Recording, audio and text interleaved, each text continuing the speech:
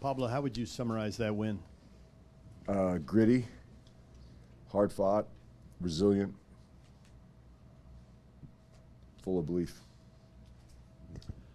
The goal came by playing through Catranis on the left side, and it looked like a couple times you were over there doing jumping jacks trying to get them the big switch. Is that something you wanted to see more of throughout the game? Is what we talked about at halftime. Is what they were giving us. You know, I think we're always doing the video for the players to give them ideas as to what teams are going to give us, right? And I think in this particular case, if we rotated them twice, we're going to have Catranis naked on the sideline. So again, I think, you know, the play he made with the goal, you know, I thought he had a fantastic game, and I think the ball that Juan played to Diego was class as well. You know, I think, you know, these are things that we looked at and saw, but the guys, I think, executed really well in that play. They executed really well on quite a few plays, and even in the second half, I think we could have put the game away with a couple other chances. You know, Victor rattled the crossbar, and then, you know, I think he had another good opportunity as well where he cuts inside. So overall, just really pleased. I think these games are going to always be hard fought, especially when you're playing against, you know, your rivals and the Rocky Mountain Cup, and I'm just so proud of, you know, the mentality that the guys showed today. Can you summarize Cabral's performance, especially the saves and stoppage time? Yeah, I mean, again, we wouldn't be in this. We wouldn't have the possibility to get to the playoffs without Rafa this year. I think he's a guy, and I've talked about him quite a bit, and I think he gave a real inspirational speech to the group before the game, and his performance was just as inspirational, you know. And I think and this is what I'm talking about, making plays, right? I talk about making plays a lot. Is the players that can consistently make plays, and in his case, in the box, are elite, right? And I think he's elite. And if it wasn't for him tonight, I don't think we get the 3 points. When they made their double substitution at the hour mark, it looked like it gave them real life, and they really had you on the ropes there. Mm-hmm. How did you hold it together and not give anything up there? And is there anything you could have done to relieve the pressure so there wasn't so much last-ditch defending? You know, I think we're up against the ropes. We wanted to make a change or two, but it's also, I think, Diogo's been, again, gaining fitness as he's been going. We take Diogo out too early. Now we lose control of the game with the ball, and so there's just what do you want to do? You want to solidify the defense, but what happens now when you have the ball? You're not going to be as threatening going forward. So wanted to wait with that sub to keep Diogo on the field longer. I think, again, when we gain control in the second half for probably a 10-minute spell, Diogo is the catalyst in that. And so that was kind of the decision. The guys weathered the storm. And then we obviously went into a back three, back five with probably 10 minutes left in the game. But, again, they had chances, we had chances, and, you know, fortune favored us tonight. The set-piece defending has been an issue throughout the year. They had a lot of set pieces in this game, and several of them were really dangerous. Did you feel like you're just a little lucky there, or do you feel like all the time you invested really paid off tonight? I think it's always a little bit of both, DJ. There's just no way. You need so much fortune to win these games. I mean, the amount of times, like, again, Victor hits the ball, it rattles the post, and it doesn't go in. Well, why? Well, if it goes in, then we're up 2-0, and this is a different conversation. The amount of balls that they put across our 6-yard box, and it hits someone's kneecap, and it hits someone's heel. If there's a pigeon flying across the thing, and it probably hit the pigeon, you know? Like, there's so much fortune that goes into it, and we don't talk about it because it's too abstract. It's too, but it's real. It's real. In sport, you need the breaks. And then the breaks create momentum, and the momentum drives the group forward, and then the rest is history. So we had a lot of good fortune tonight, and they had some fortune in the moments where we could have capitalized on as well. There were several. You've talked before in defeats about how it's just a moment, and someone falls asleep for a couple seconds, and that's it. And it felt tonight when they were attacking, there were a couple guys who seemed to be like one pass ahead and saved the club. Justin Glad had a couple interventions. Yep. Caliskin had multiple ones. And I thought Yedlin, even before you went to the back five, Yedlin was tucking inside and clean some stuff up. Do you feel like those three guys did what you've been talking about? Yeah, again, I think whatever you focus on is gonna bring to their awareness in these kind of moments. I think they've done a really good job. I think we still have to kind of sort out that back five and make sure that we're comfortable in that shape to really attack it the right way, because the whole objective is not just to defend. It's to also, you have to defend with the ball, and that's when we're at our best, is when we're defending with the ball. And if we get caught in these games where we're just defending for the last 15, 20 minutes, it's going to be very difficult to hang on. So an area that we need to continue to look at and make sure that we're putting the guys in the best position to be successful. Thanks, Pablo. Congrats on the win. Earlier you talked about the mentality of how to control things under pressure. How do you evaluate that tonight, especially in the last minutes that was really intense there for y'all? Yeah. Again, I think it just depends on what moments you're talking about, because I thought when we went into the 5, or even before we went into the 5, Victor had a couple really good looks where we were defending a little bit deeper, but use that to create transition moments to go to the attack. And again, if those balls go into the net, then I'm saying the mentality is unbelievable. We defended really well, and then we scored a goal, and we killed the game off. Well, it hits the crossbar and goes out, so I can't say that.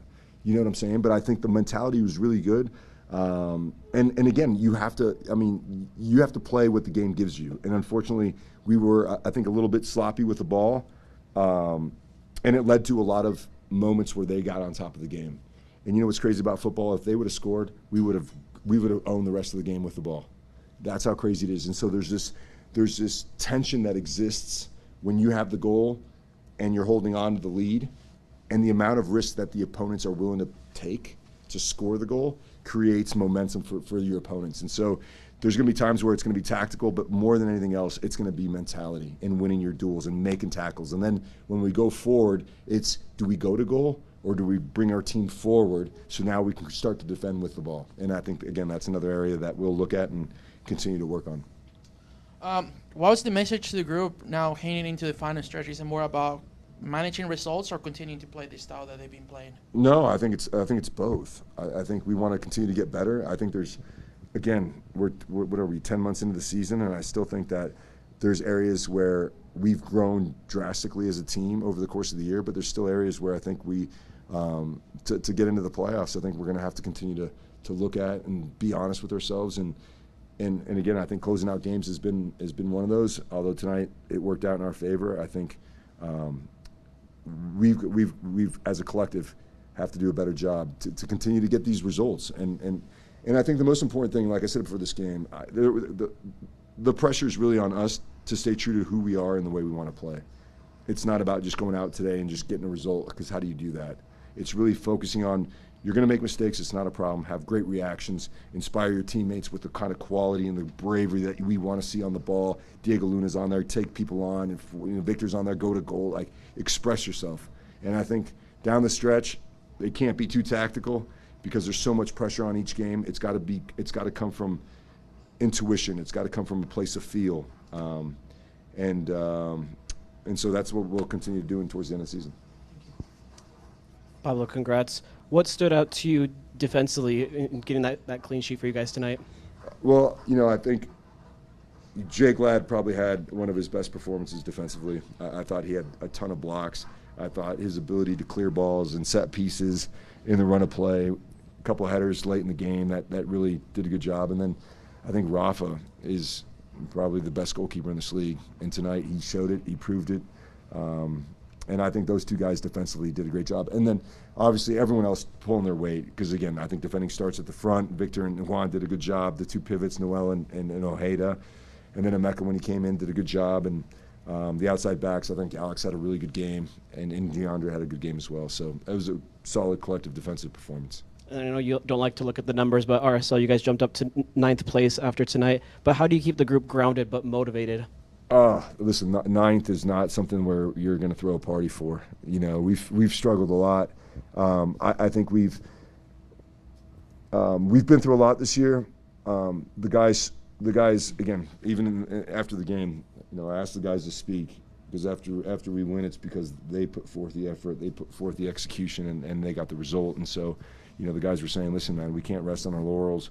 We got to get to 7th spot, you know. So the group is driving the narrative, and so there's no one resting. We got to be so grateful and blessed to be in this position after the season has gone the way it has, but then to have the mentality and the resilience to fight and now kind of dictate our own fate in these last 2 games is pretty powerful. Pablo, going back to mentality, Justin Glad has been quoted saying, when you get on the field, you just do. How do you explain that to a fan who hasn't played at a high level? Because they might take that as a negative mindset, but how is it a positive, and how does that mentality win games? Yeah, I think, again, if you're thinking about tactics, when bullets are flying, you're never going to perform at the highest level.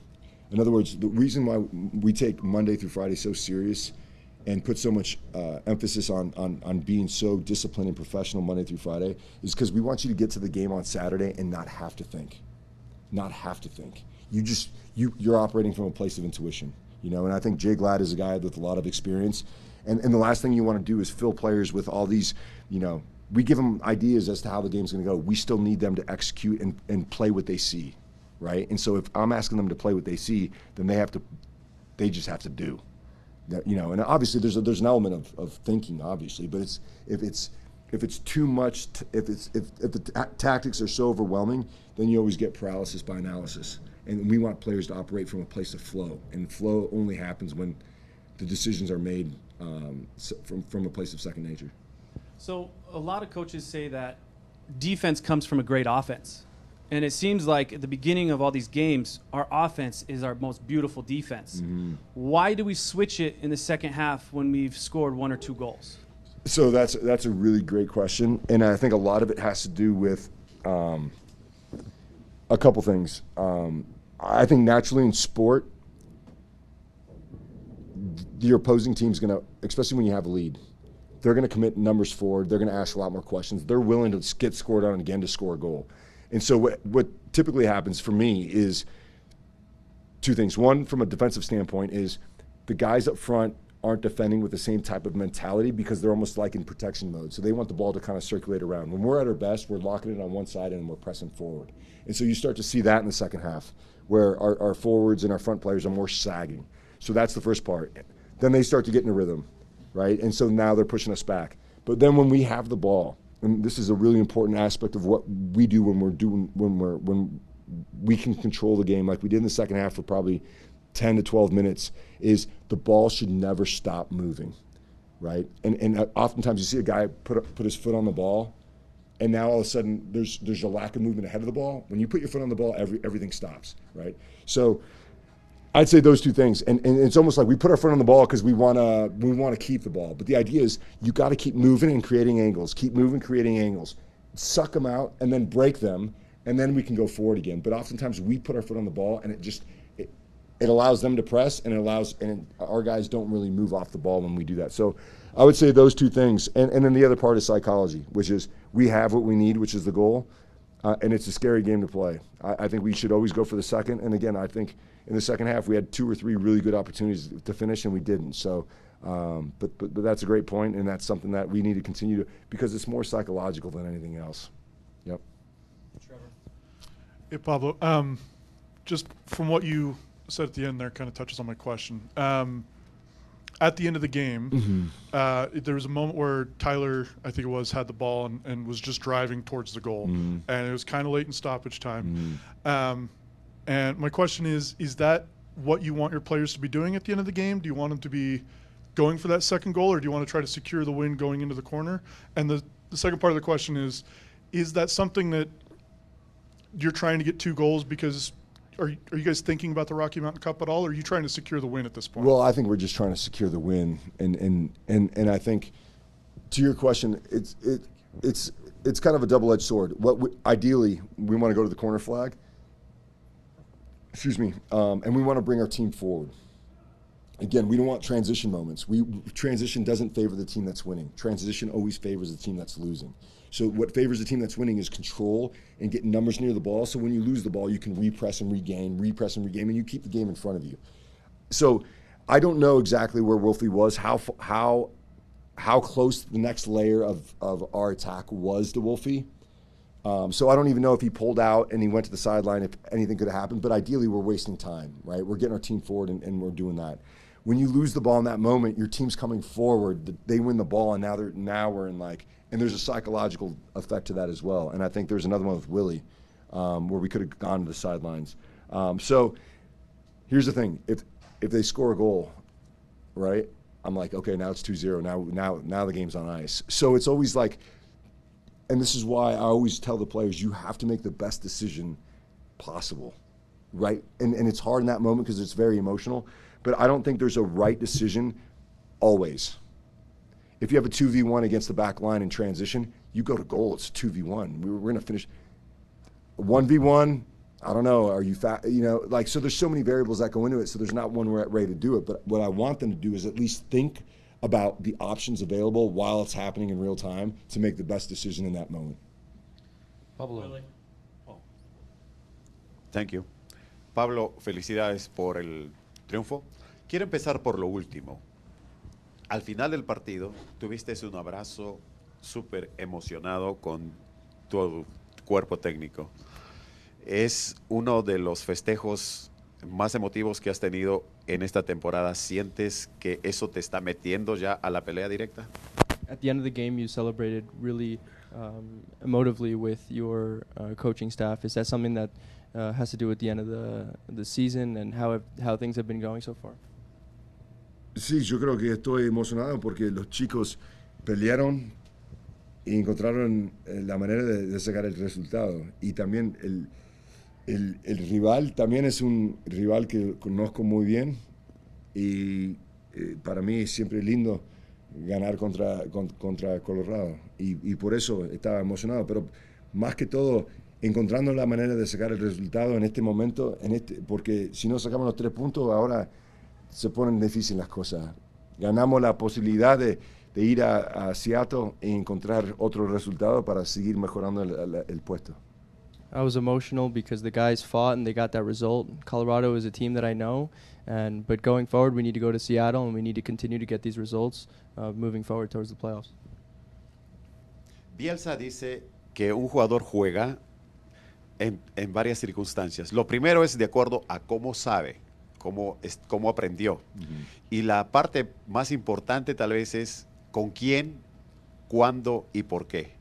El día de hoy hemos visto a Justin Glad, exacto, a Ruan corriendo, a Víctor esforzándose al máximo. ¿Sientes que es el momento que tenían para jugar así o es parte que se están comunicando y conectando ya? Sí, yo creo que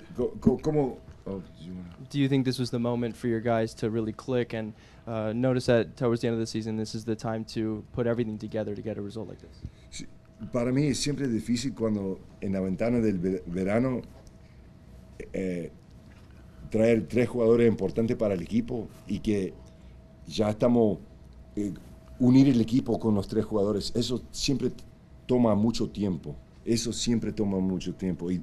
Y también yo creo que con cada partido va mejorando el Víctor, el Juan y el DeAndre. Son jugadores con experiencia que nos ayuda bastante y yo creo que sienten el momento, la importancia de este momento y están jugando unidos, que es muy difícil. Y estoy muy contento como se han metido con el grupo y también como el grupo lo ha recibido. It's always difficult to bring 3 players into the summer transfer window and to acclimate them to the squad, but we brought in 3 very experienced players who have been introduced to the guys, and they've been doing a great job in keeping them a part of this team. And towards this part of the season, they've been showing that they've been having a lot of impact on the squad, and the squad has been showing that. Lo último, Seattle es un equipo complicado, está ganando ahora mismo y lo cual está favoreciendo a Real Salt Lake. Alguna vez escuché que Pablo Mastroeni es uno de los entrenadores más motivadores que pueda haber y sabe cómo manejar su gente. ¿Lo vas a usar para este partido? Sí o sí. Sí o sí. Sí o sí. Gracias. Go ahead, Carlos. Pablo, lo importante era ganar y se ganó. Enhorabuena por eso. pero analizando el partido tendrás que reconocer, o por lo menos a mi visión, que hubo mucha suerte esta noche. Uf, Tonight it was important to analyze the win for what it was, but also the fact that there was a lot of luck on your side.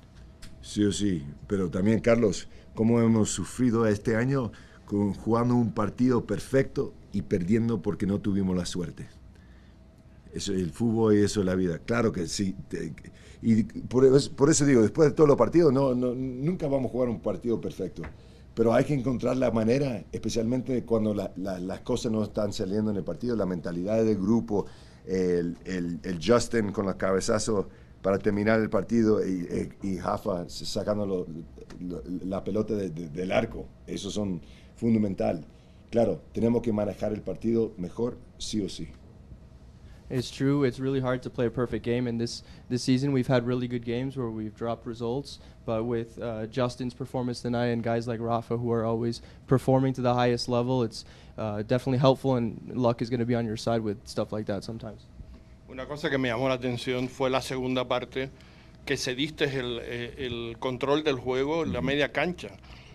Y tenías con qué para poder contrarrestar eso en la banca, pero sin embargo preferiste jugar de otra manera. ¿Me puedes explicar esa porque no es tu manera de entender el fútbol, por lo menos como yo te conozco? In the second half, you conceded possession, and you could have gone to your substitutions to try and regain that control. Why did you decide to go for that decision? Pues yo quería aguantar el Diogo, que todavía le falta mucho el físico para terminar un partido. Y claro, está cansado. Y para mí, estamos ganando el partido. No quise arriesgar poner un jugador más ofensivo en ese momento, sabiendo que el partido es muy apretado. Y por eso puse a Wolfie. Y el otro, el Willy, es un delantero para seguir jugando para adelante. Me está hablando de Pablo, de encontrar pero y también el Pablo viene de una lesión, no ha jugado demasiado. Es un riesgo ponerlo porque no lo he visto. Ahora viene como 10 días de entrenar y para meterlo en este partido también es un riesgo porque uno no sabe. Hace mucho tiempo que no juega. Yo creo que el último partido que jugó fue contra Minnesota. Hace mucho tiempo. Y por eso tomé la decisión. Son cosas que... Y si a veces si pones un jugador para controlar el partido, a lo mejor te hacen un gol. Uno nunca sabe. Pero como sacamos el resultado, yo creo que no sé, los cambios. As we see Diogo getting back to fitness, I didn't want to risk that and push him too hard. That's why we went with Wolfie and with Willie higher up the pitch to be able to counteract those moments that Colorado was having. You talk about Pablo, and he's also coming back to full fitness, so we also didn't want to risk him there. But I think at the end of the day, that's why I made that decision, and the result was in our favor.